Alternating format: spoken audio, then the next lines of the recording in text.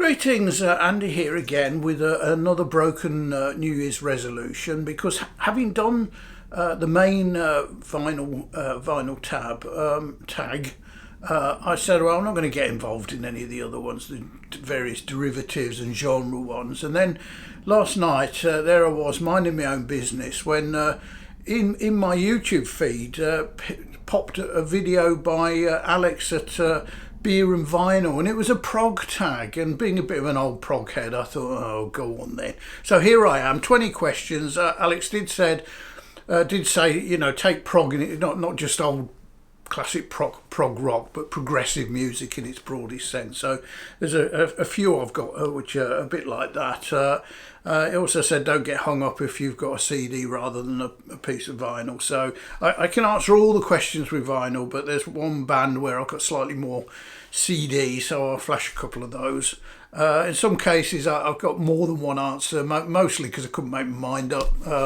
So let's start. Question 1. Show a favourite debut album.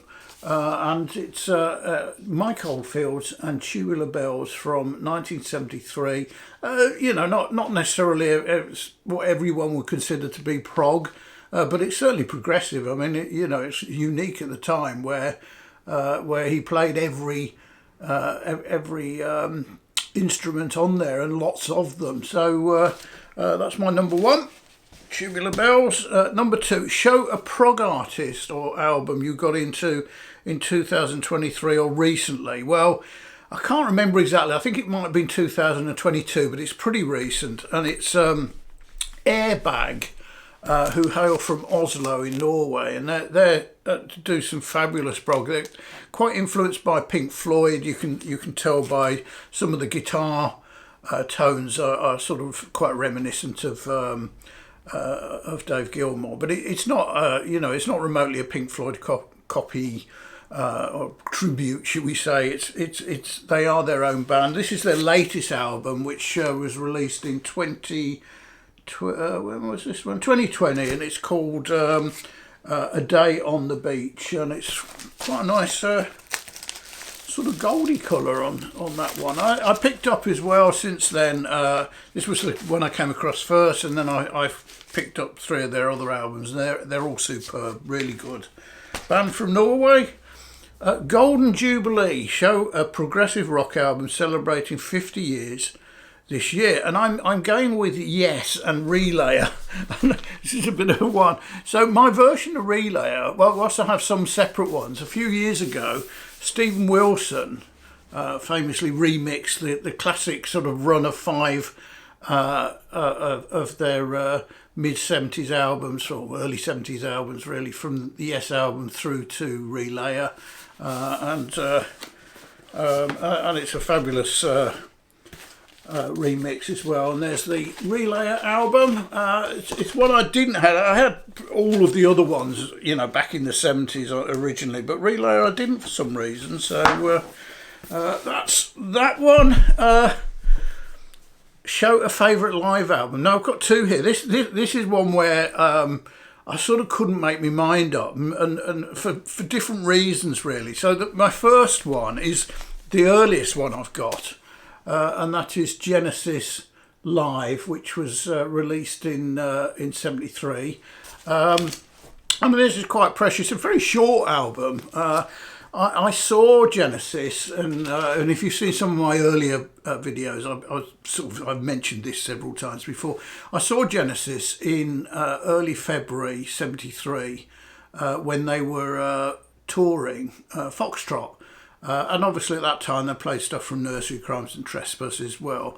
And this album, I saw them in Birmingham. I can't remember the date. And they recorded this album a few days later, I think in Leicester, and then released it later in the year. So, you know, so to me it's quite precious, because in effect I saw, you know, not this concert, but one very like it a few days before this was recorded.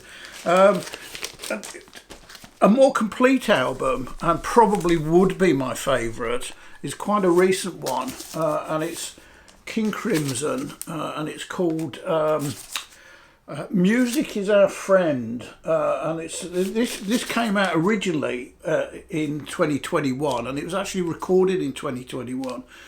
So this was their recorded on their probably what will be their last tour. So this was in the States. It was recorded in Washington and Albany, New York, and it's and the Anthem, Washington DC, and the Egg, Albany, NY.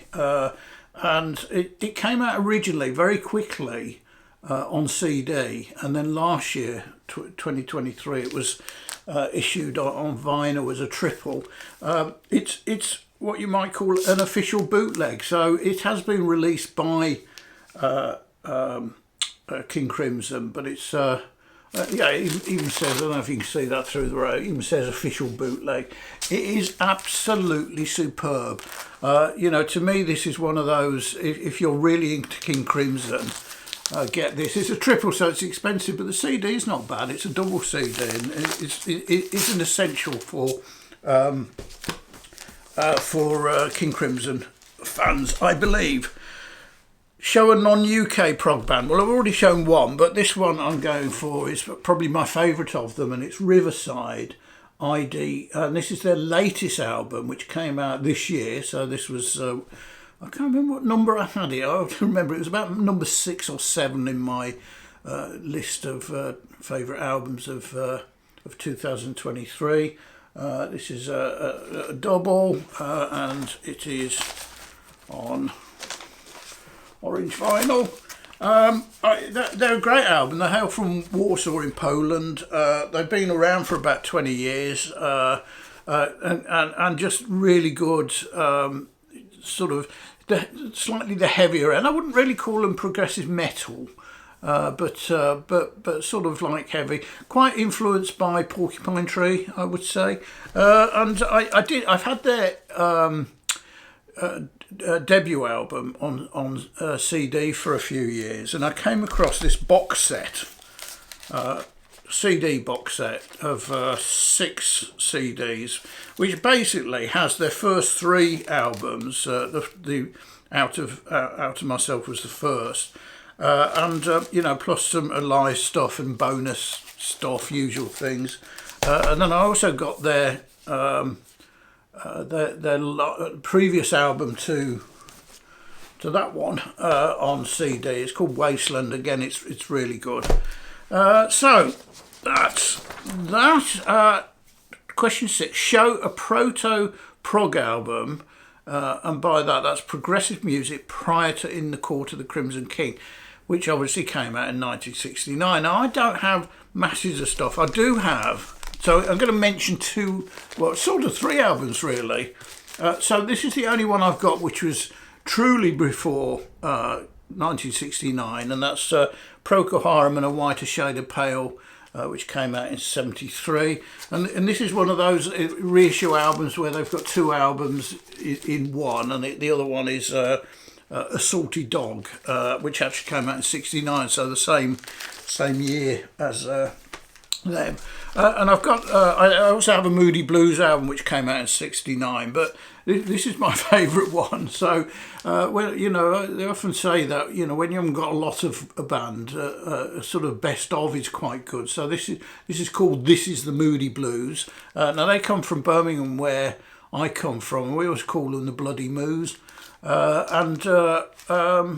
This is a best of. I think this was issued in 74, and it's basically got their albums from the very first one through, and it's a double with some great tracks on there. So, show an album with an epic song over 10 to 15 minutes, and I've got two here from consecutive years. Again, I was sort of umming and ahhing between them, but I couldn't leave one of them out. So.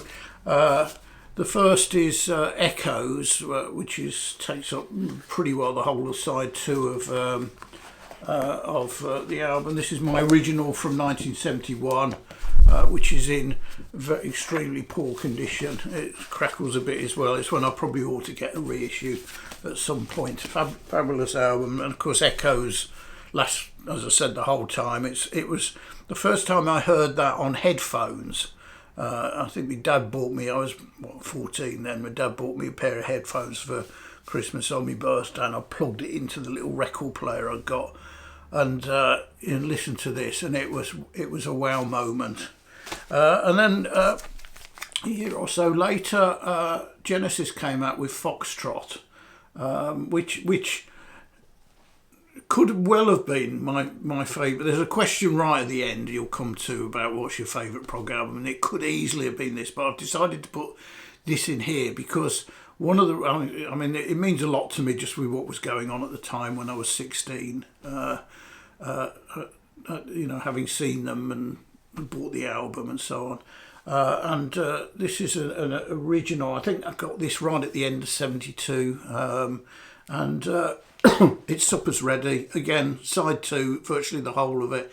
And that, I think, is my favourite long track. I had to mention Echoes as well.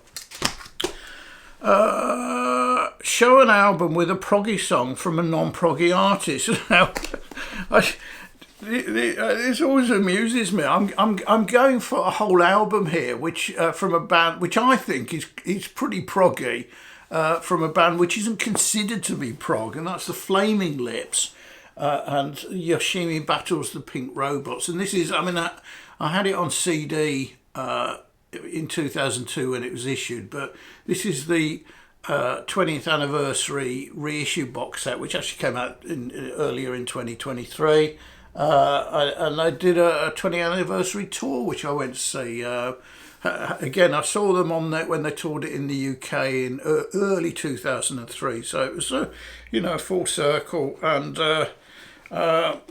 this has got 5 LPs in there, plus a booklet and, various radio edits and bits and pieces. And this is a remaster of the original with new artwork. And it's, I mean, what can I say? It's a concept album.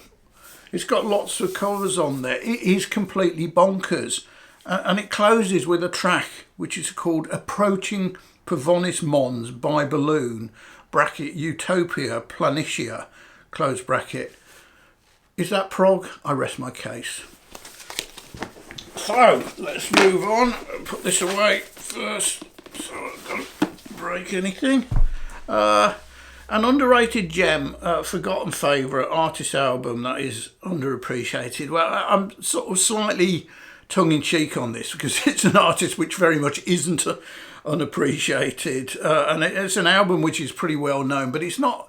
It doesn't get voiced in the same breath as some of their the next few, so I'm going with Atom Heart Mother by Pink Floyd. Which I think was 1970. So that actually was the album which sort of predated that, and it really, to me it is a gem. It's really the transition album. It's really the first which is much more sort of prog. It's moved away from the earlier sort of psych rock. It's much more looking forward into the next few albums of Meddle, Dark Side of the Moon, Wish You Were Here, and so on. But it's not one which everybody knows, so I'm having that as my hidden gem. The artwork's good as well. Cows by Hypnosis. Album featuring your favourite prog vocalist. Well, there are just so many great ones. There's tossing there's John Anderson, there's Wetton, Peter Gabriel, obviously, but I think the singer who has the best voice is Greg Lake, and I was very fond of Emerson, Lake and Palmer when I was young. So again, going back to 1971, the album Tarkus, which is another one, could have had the epic track Tarkus, which is sort of broken in different bits. Again, takes up all of is it side 1 or 2? I can't remember. Side 2, I think.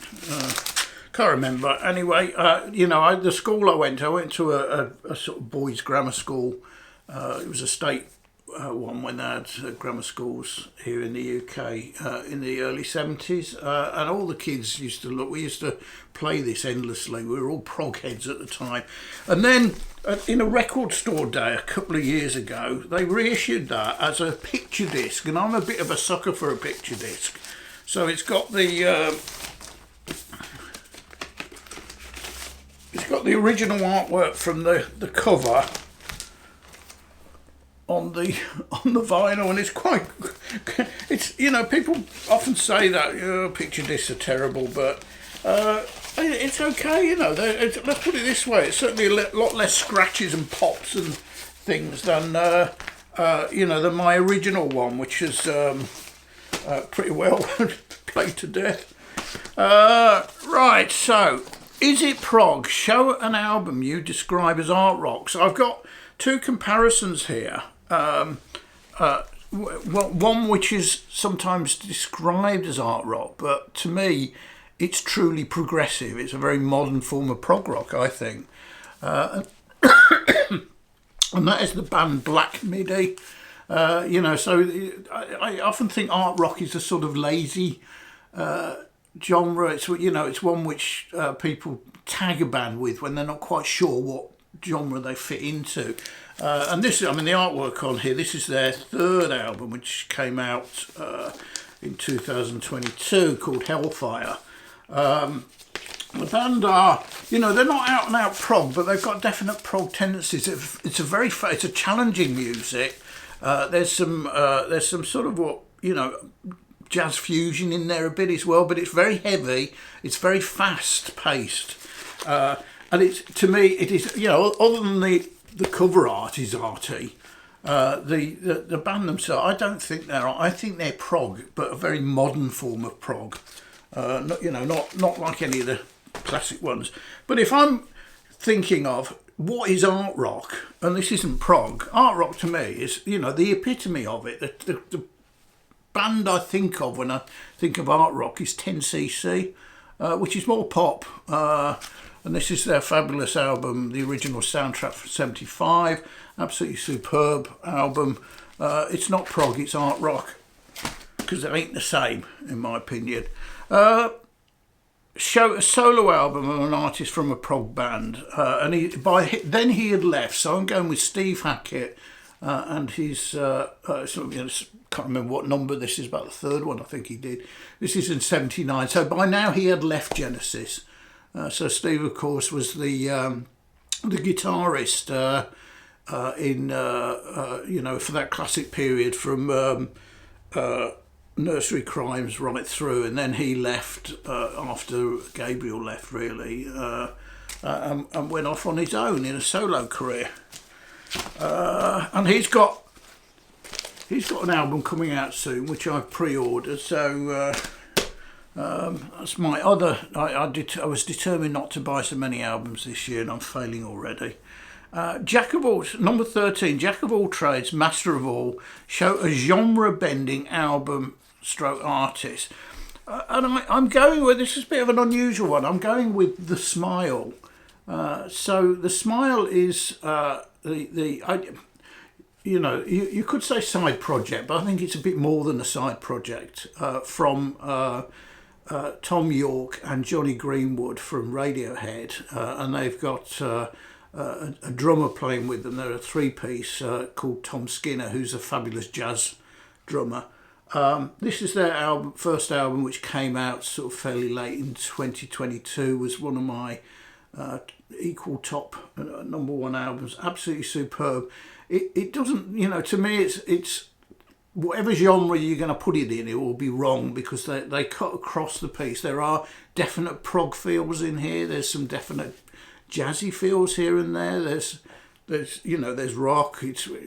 It's a whole host of things. And another one, they've got a new album coming out later this month, also on pre-order. Absolutely superb. If you don't know them, check them out. They are brilliant. The 80s called, show an album from the 80s. Now, this is a bit of a struggle for me. I didn't really buy very much in the 80s, so I have very little to show. Alex, when he did his, did Marillion Clutching at Straws, and I'm going to do the same, because I don't think I've got another prog related album from the 80s. So this is the last one, which had Fish as the singer, and you know, they moved on with Steve Howarth after that and sort of changed style a little bit. A very good album, you know, one of relatively few albums from the 80s I really like. Not Dead Yet, show a late career album. Well, this is an unusual one. I'm going with this, and it is the amorphous androgynous and Peter Hamill. So, you know, the Not Dead Yet one is Peter Hamill here, of course, who was Van de Graaff Generator. So the amorphous androgynous is quite interesting as well, because it's a side project by two electronic artists called Future Sounds of London. And every now and then they sort of produce an album which is sort of like psyche and proggy, and this is really proggy. I mean, you know, you can tell from the cover it's proggy, and they've got Peter Hamill singing on it, and it's a brilliant album. It came out in 2020. It's a single album, and it's got his, you know, you can tell Hamill's voice. It's held up. I mean, he'll now be well in his 70s, and it's superb. An artist you miss. So I'm going with Vangelis, who died, not, I was going to say last year, but it's 2022, wasn't it? And, you know, again, is Vangelis prog? Well, I think he's, you know, depending on the album, it's either more prog or less prog, but to me, he's prog. And this is with another prog person. This was issued in 1980, and it's he did a few. I've got two. I'm not sure. I think he may have done another one where, as John and Vangelis, they issued a few albums, and this is quite poppy. It's got some great songs in there, you know, which were quite radio friendly at the time. I Find My Way Home, State of Independence, and it's just a superb album. And Vangelis was just, you know, superb keyboardist, and I miss him. Prog Goes Pop, show a progressive pop album. Well, as soon as I saw this, I could only think of Stephen Wilson and the Future Bites. So, you know, Wilson produced his last album, The Harmony Codex, in the year just gone, and it was my favourite of the year. Superb. This one came out in 2021, and even Wilson himself said this is his pop album. So it's sort of, you know, a lot of people, I actually quite like it. It is definitely quite poppy, you know, compared to his usual fare. It's not, you know, it's not exactly AM radio pop as we would have thought, but it's distinctly poppy, and it's a decent album. I know loads of people really don't like it because they find it too poppy compared to, you know, the Stephen Wilson they expect to hear. This one was on red vinyl, and show a prog album with let me take the cover off this, with artwork you like, and I'm going for this more because it's so iconic, and it's Pink Floyd and Animals,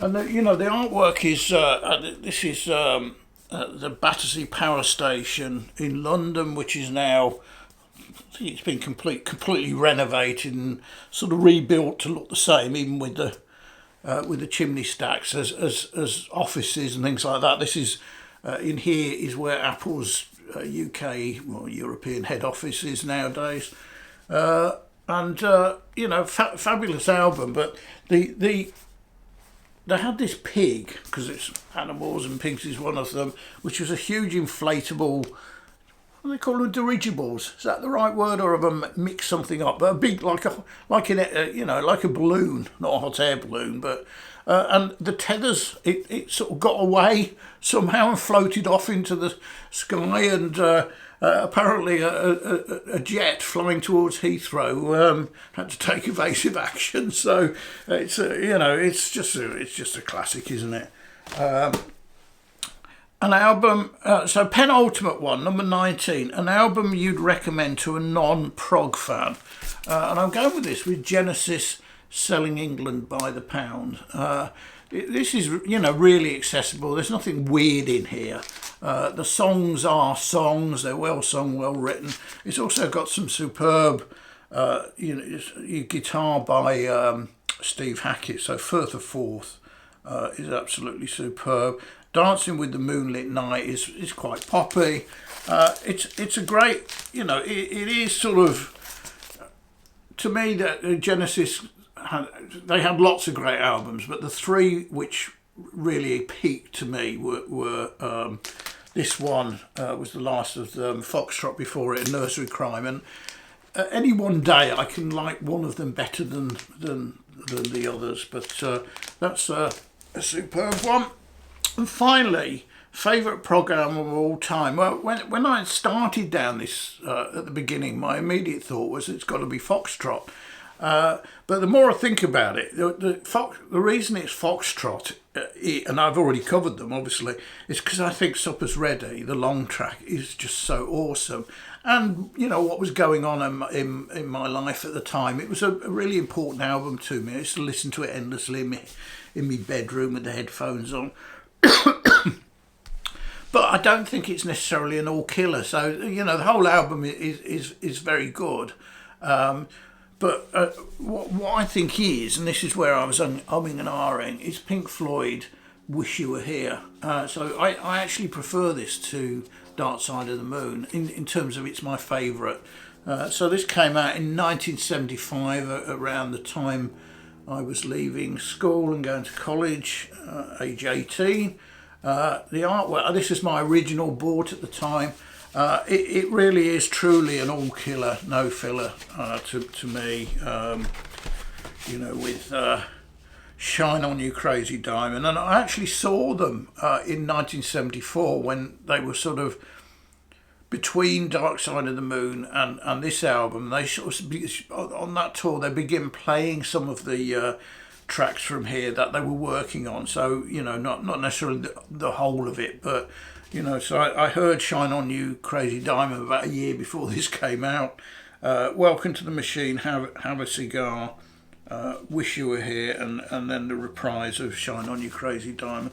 Absolutely superb. So there you go. That's me and my prog. So thanks, Alex, for coming up with those and forcing me to do another tag. So if you've made it all the way to the end of this, thanks for staying, and hopefully see you next time. Cheers.